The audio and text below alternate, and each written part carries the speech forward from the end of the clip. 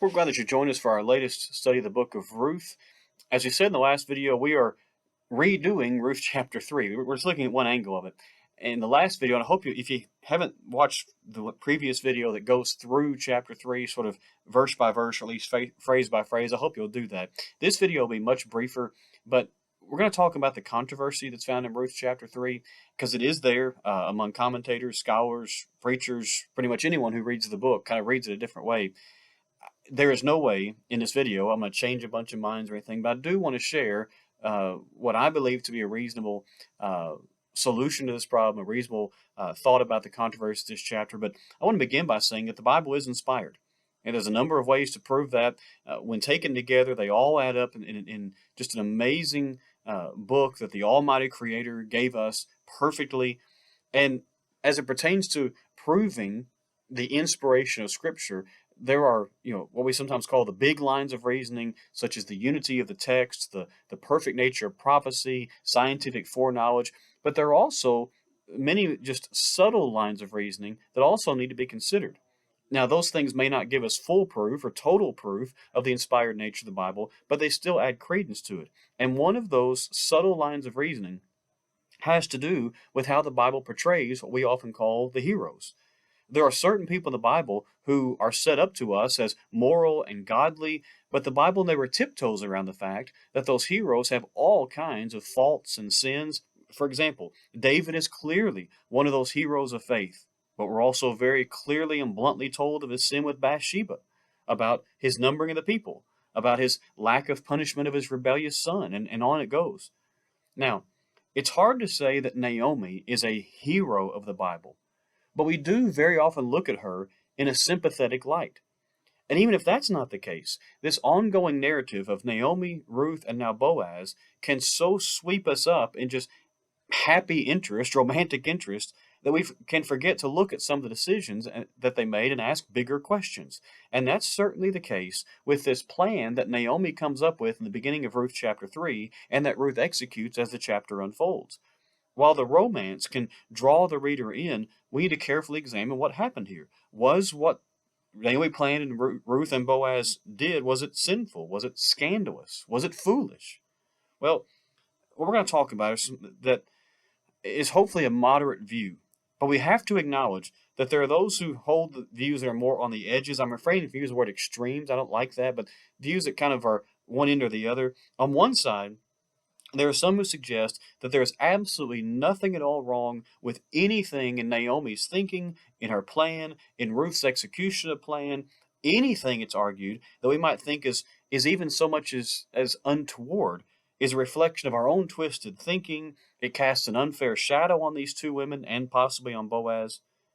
And on the other end of the spectrum, there are some who argue that Naomi's plan was basically nothing short of sexual seduction, and that Ruth went along with it, and by definition, then so did Boaz. In the plan itself, they can point to the dress of Ruth, factors such as waiting until Boaz had eaten and drunk. They can point to the fact that we're specifically told that Boaz's heart was merry, chapter 3 and verse 6, and that phrase means, according to them, that he was tipsy at best, possibly basically in a drunken stupor. And further, they can point to phrases such as uncovered his feet in chapter 3 and verse 8, which can also mean, frankly, more than his feet. The idea that this means that she uncovered his legs, exposing his body to hers, whereupon she would begin some type of sexual seduction. When he awoke with her snuggling up to him, waking at midnight, they point out that way.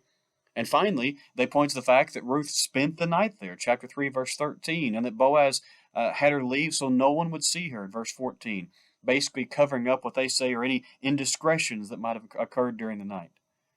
Those are kind of the views on the edges. It's my view that the first view is closer to right, but that Naomi could have possibly said some things that could be taken as at least more sensual. I don't believe that she was wanting Ruth to just straight up sexually seduce Boaz, but it's possible that this mother-in-law thinks that that's a possibility, and if that happens, then it will be a means, as moral as they might be, to a desired end.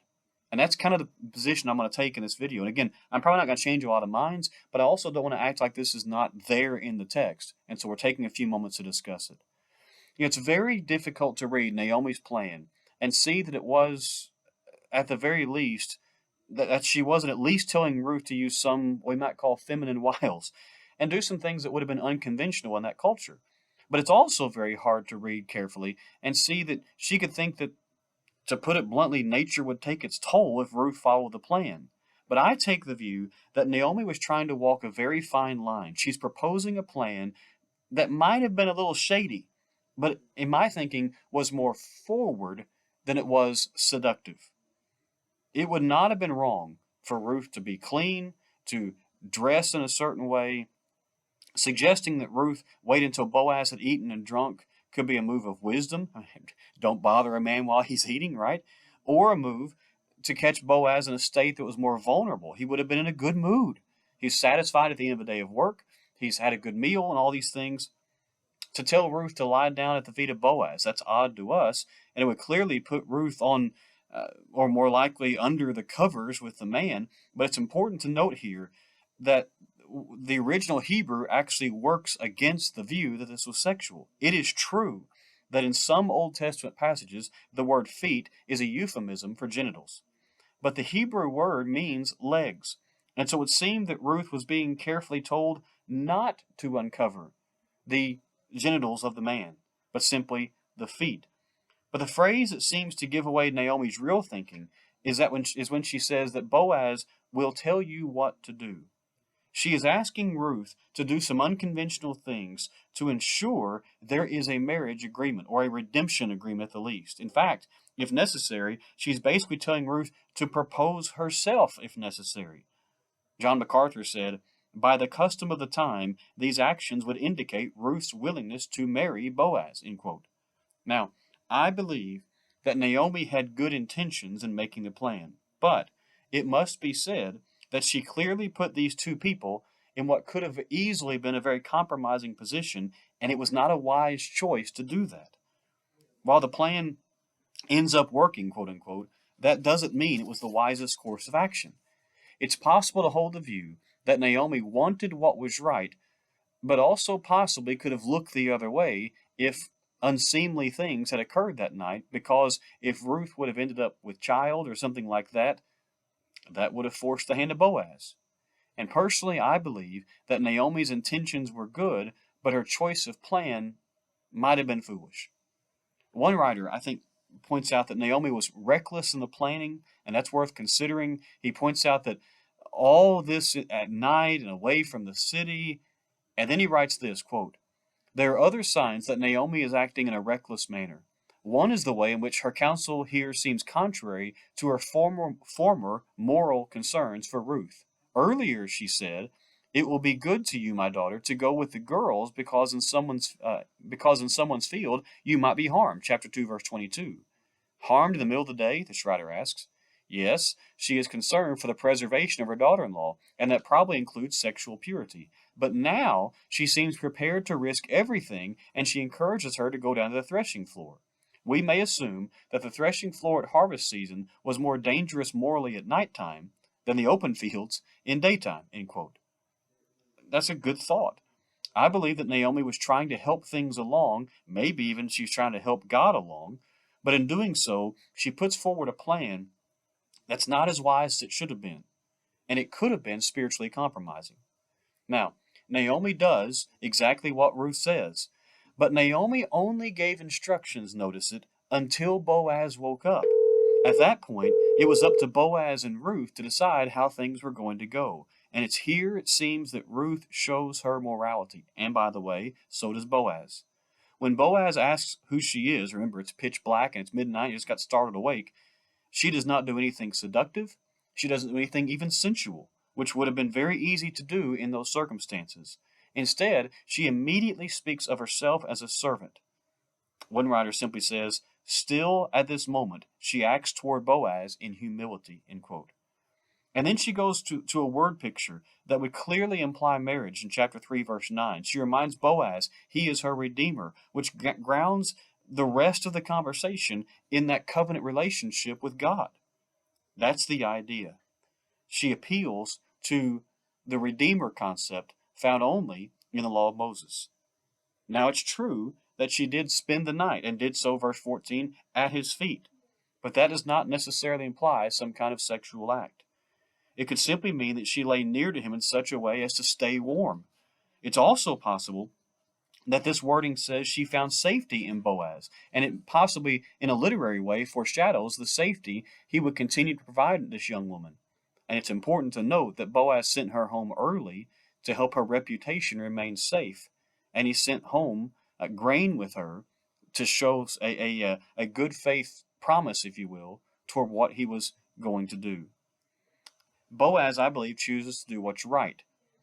But it's also important that here, in this conversation, that he gives a powerful description of Ruth that seems to make it clear that they remained chaste that night. After Ruth makes her request, Boaz responds in chapter 3, verse 11, "And now, my daughter, do not fear. I will do for you all that you ask, for all my fellow townsmen know that you are a worthy woman." To describe her as worthy, that's a powerful choice of words. Of interest, by the way, the author of Ruth had described Boaz himself with that same word when he's introduced to us in chapter 2 and verse 1. And now Boaz chooses that same description as the talk of Ruth, and he obviously is giving his affirmation of that description. By the way, that word worthy is the same Hebrew word that we found later in Scripture in a very, very famous passage, Proverbs 31. In some translations of the Old Testament, it's translated as virtuous. It was a word that had to do with valor. It would have been very odd indeed for Boaz to describe Ruth with that word while being involved in some type of illicit tryst, especially given his own inspired description earlier as a worthy man. He responds that she was honorable. And that's so important for us to know that that happens in this conversation. It's my view that Ruth was righteous in her actions and words, even though the plan that she was involved in was a bit reckless, a bit foolish, and could have put her in a very sinful situation. It was a short-sighted plan in a lot of ways. Boaz, I believe, deserves credit for not taking advantage of Ruth when in such a vulnerable, alone moment when his guard could have been very easily down. He treated her, he was a gentleman.